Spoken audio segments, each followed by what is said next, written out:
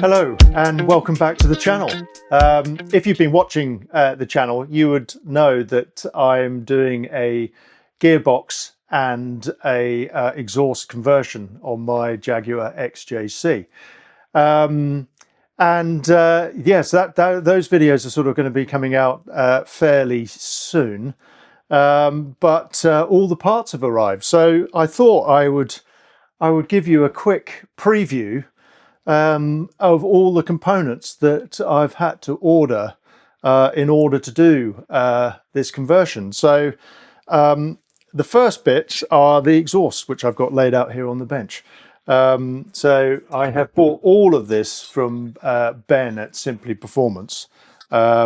He was able to give me quite a sort of put the whole package together for me, really, so I didn't have to go to lots of different suppliers for bits and pieces. But yes, anyway, here are the tubular manifolds for the car. Obviously this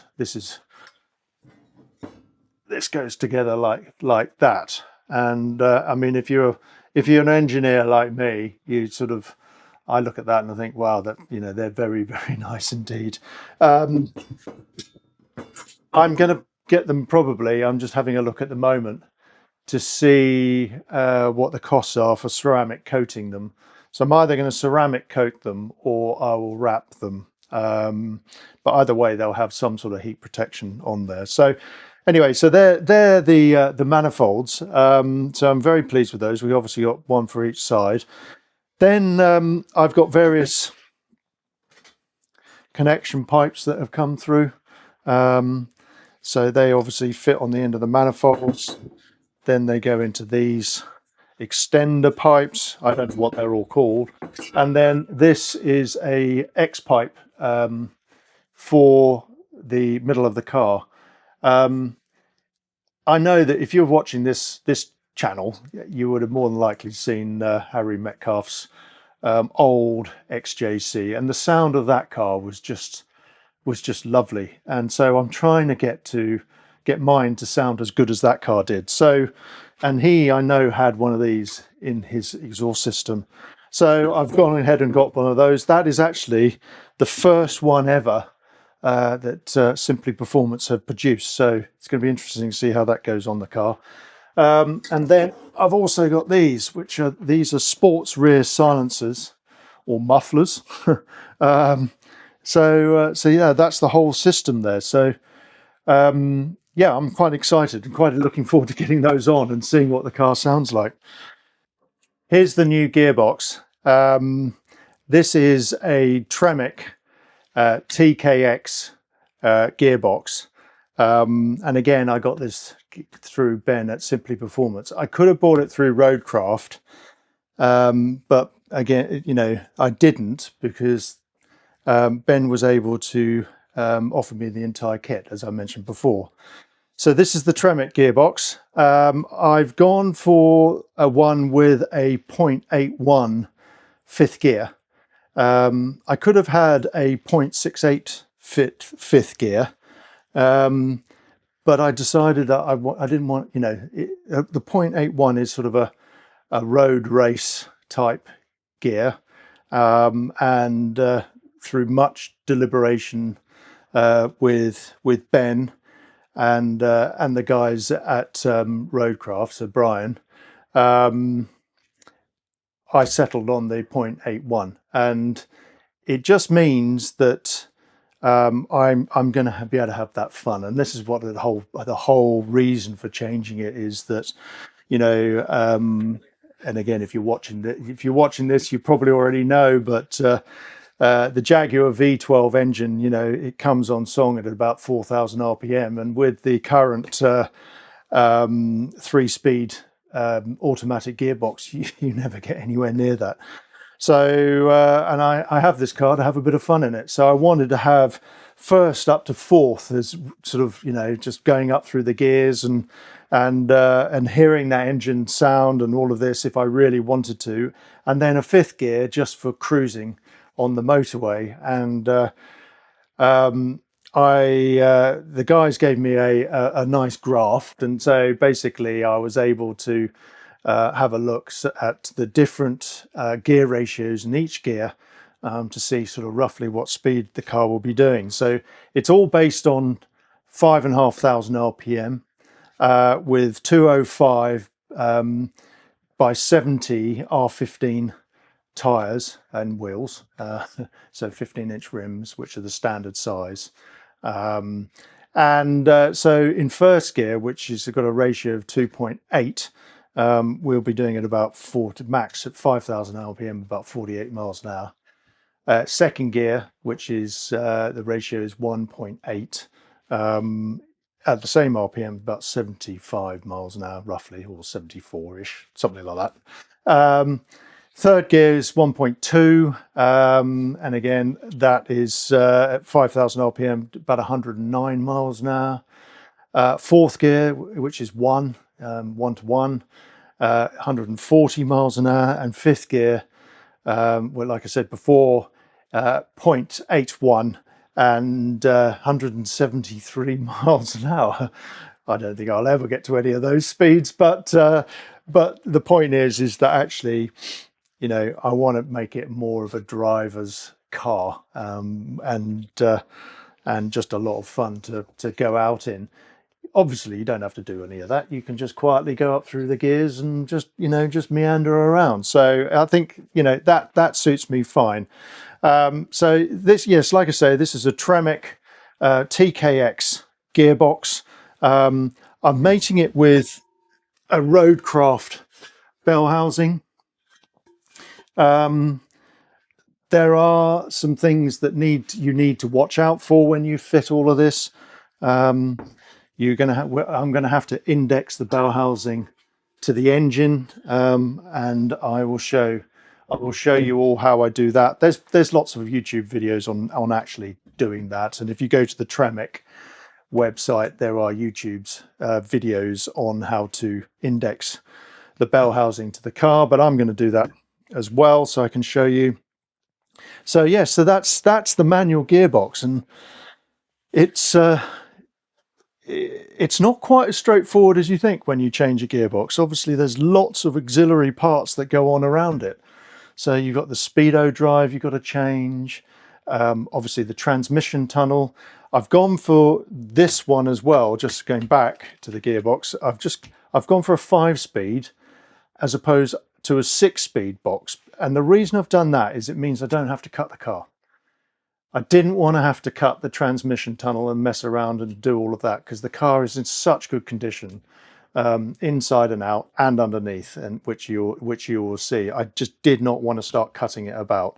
So and I couldn't see the advantage of doing it, you know. So that's why I've gone for a 5-speed. So yes, obviously you have to change there's a transmission cover, tunnel cover, which is this part. So you have to change that. Like I say, the speedo drive, the prop shaft. This is a shorter prop shaft that you have to change as well. Obviously, the pedal boxes that you have to change. So the pedal box on an auto obviously has only got 2 pedals. You need 3 pedals, and then on top of that, you have things like this, which is the sort of the clutch master cylinder, and then you have a clutch slave cylinder to activate the clutch itself. Things that don't come in the kit are all the pipe work for this. I'll have to make up that myself, which is no problem at all. And if you can see on here, there's actually a bleed nipple here. I'm actually not going to change that as well. I'm actually going to run, or try to run, the pipe from the master cylinder down to the slave cylinder, and then the bleed nipple I'm going to come back and bring it up somewhere near the master cylinder. So bleeding the system will be easy. You know, there's no point making it harder than it has to be. So other things like you get a gear lever and a gear knob, and I have to say this is the heaviest gear knob I've ever seen or ever felt. It's underneath this leather, it's literally solid steel. So So yes, and that's going to be, again, interesting to see how this all, where this all fits within the car, because I quite like to have a shortish type gear lever, but we'll see. So other parts in the kit, obviously this is a clutch thrust bearing. That obviously fits on there like that, and then is operated by a fork, which is this part here. I haven't actually unbagged it yet.